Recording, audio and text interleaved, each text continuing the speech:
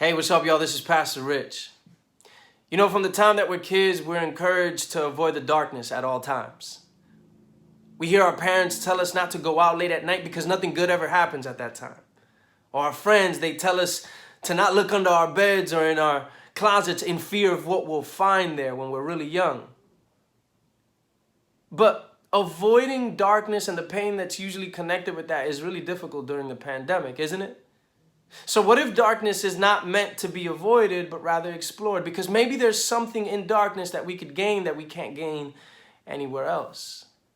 That reminds me of Isaiah chapter 45, where God tells his people, I will go before you and make the rough places smooth.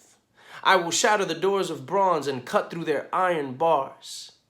I will give you the treasures of darkness and the hidden wealth of secret places, so that you may know that it is I, the Lord, the God of Israel, who calls you by name. You know, as much as we are encouraged to avoid and be terrified of the darkness, God is putting a lot of value in dark places in these verses, isn't he?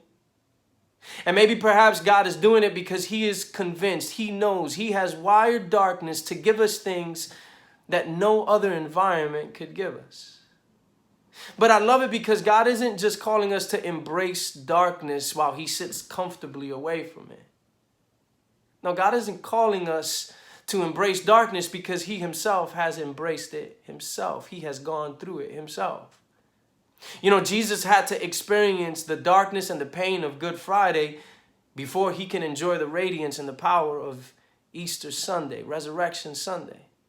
Even a child has to sit in the darkness of her mother's womb before she can experience the light of the world.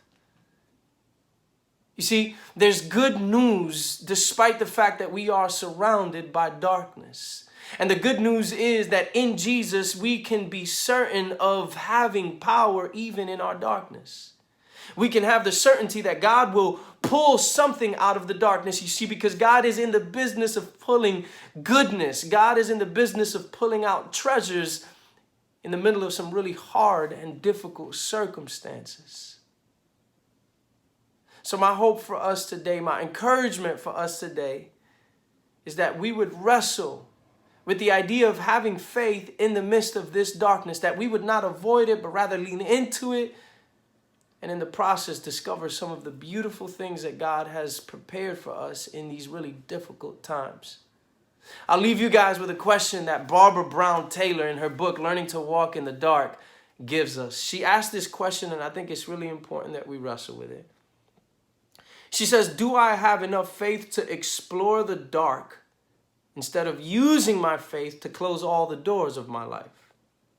How much more was in store for me if I could learn to just walk in the dark?